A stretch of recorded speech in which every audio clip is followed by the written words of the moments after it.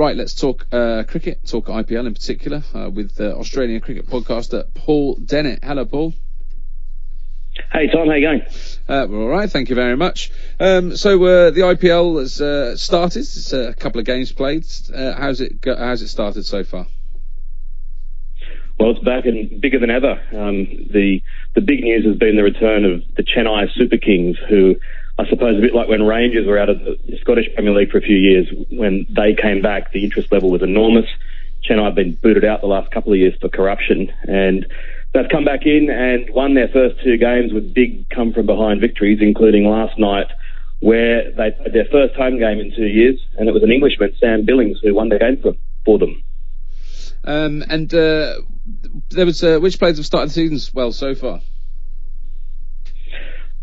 From England, it was Billings was absolutely magnificent. That he came out at a point when the game was lost effectively, and he was batting with MS Dhoni, who was the hero of Chennai.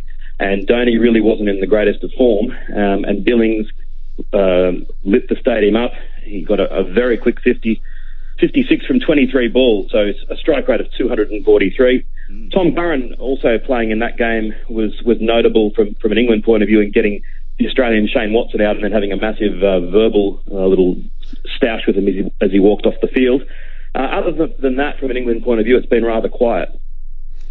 So tell us, for those people who don't know, Paul, tell us about this, the corruption that was against Chennai, why the ban took place, and how it's all been reinstated, and how it's been received out in India.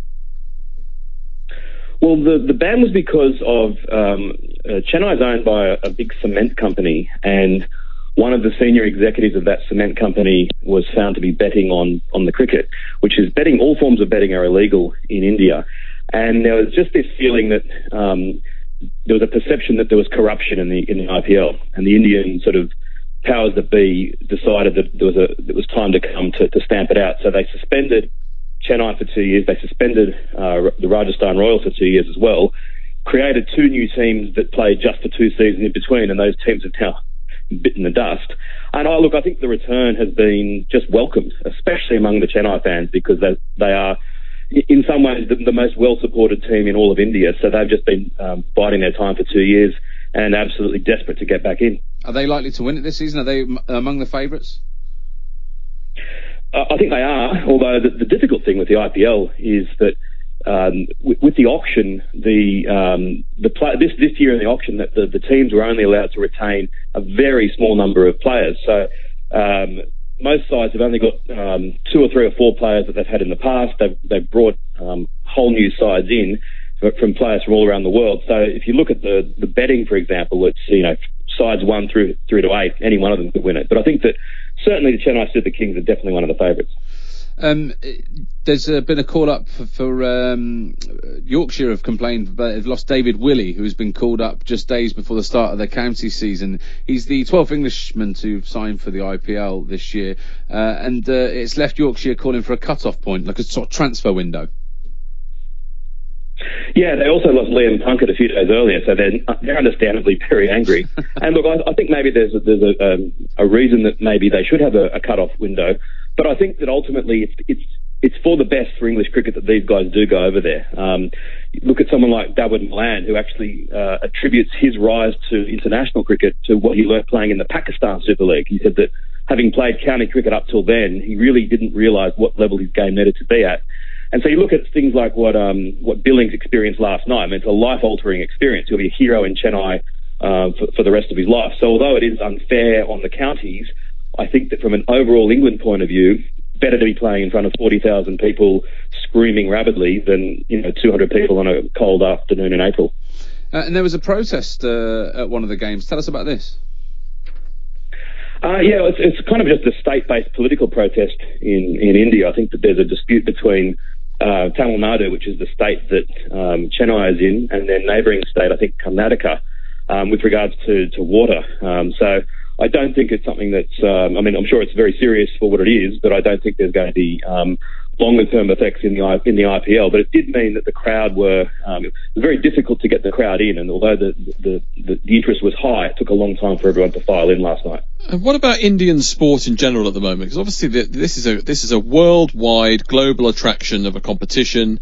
I think the under-17 World Cup was played out in the football, in soccer was played out there in the summer, attracting huge audiences. And obviously, cricket is the number one sport out in India. Is the infrastructure in place in India, and are they looking to sort of grow their prominence on the world stage in terms of from a sporting point of view? Absolutely. The infrastructure itself is still getting into place, but if you look at the strides they've made in recent decades, it's just incredible. And as you say, it's not just cricket. The perception from outside India is that cricket is the only sport they play. Football is a very, very strong second most popular sport, and on Twitter, any time there's a major football game anywhere in the world, there's just so much interest from India. The Commonwealth Games are on in the Gold Coast in Australia at the moment, and India, I think, are performing just about the best they've ever performed. And as the nation gets more and more powerful, and as more and more people rise from poverty, they are going to be a much more significant sporting powerhouse as the years go by. Tell us a little bit about the Australian ball tampering situation as well. Andrew Flintoff was on the radio on a rival station, as though those exist, and he said it's nonsense in his mind that only 3 players knew about this. I suppose the issue is that it's a little bit of a grey area. That I'm willing to accept the results of the investigation by Cricket Australia as being fairly robust, in that no one else kind of explicitly knew to the level that, say, Steve Smith knew that something was up. But that doesn't mean that nobody had a clue as to what was going on. And I can imagine myself in that dressing room, and if I'm in the corner and I see that, what's going on over there, I could almost imagine some people saying, well, I just don't want to know. I'm going to just eat my lunch and then we're going to go out and play the game. And if the ball happens to swing, I love the image. I love that image of just some Australian cricketers just eating their packed lunches in the corner going, no, I don't want to know. No, no. Exactly. And and if the ball then swings and they think, well, I'm a wonderful bowler, then so much the better. But they did do a robust investigation, and so I can live with the results of it. He said that the bans handed down were too harsh, Flintoff. Do you agree? Probably. But they needed to be harsh. Maybe a better result would have been a 6-month ban, but the problem with that was that Australia's not playing much cricket for the next 6 months of any huge significance. And so I think that they felt if they only banned it for 6 months, everyone could say, well, how convenient that you've, on the face of it, given them a hard ban, but really you've done nothing. The problem that Cricket Australia have is that when they're now trying to get the TV deal signed, which is the lifeblood of the game, although they've impressed the broadcasters by showing that they've wielded the big stick, the broadcasters can now say, well, next summer, if we've got no Warner and we've got no Smith, then why should we pay anywhere near as much, because the interest level is going to be a lot lower. So it's been a difficult situation. Has it impacted that much that the interest is lower? Well, whether it's impacted that much or not, it doesn't really matter, because I think that the TV networks can say that, and they can say, you were expecting something in the order of $1 billion over the next 5 years. We no longer have the river of gold that mainstream TV used to have. Funds are very, very tight. Channel 9 has actually bought the Australian Open tennis rights for $300 million for the next 5 years, which would have come as a tremendous shock to Cricket Australia. So they can say, we want to get value for money for every single penny, so you've got to give us a very, very convincing reason why we should pay anything near what you want us to. Will the result of all this be, Paul, that the next international cricketer or cricketers who were considering flouting the rules or maybe doing something that they shouldn't be doing, will that now, will they think twice about causing those sorts of issues in the future? I think the Australian players certainly will, because obviously this ban came down from Cricket Australia, that if you were playing in another country, you could say, well, according to the International Cricket Council laws that still exist, it's a relatively minor offence to tamper with the ball. Kind of the most you can get is a one-match ban.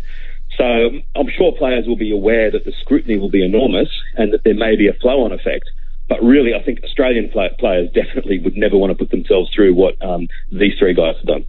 Cheers, Paul. That's Paul Dennett, the Australian cricket podcaster.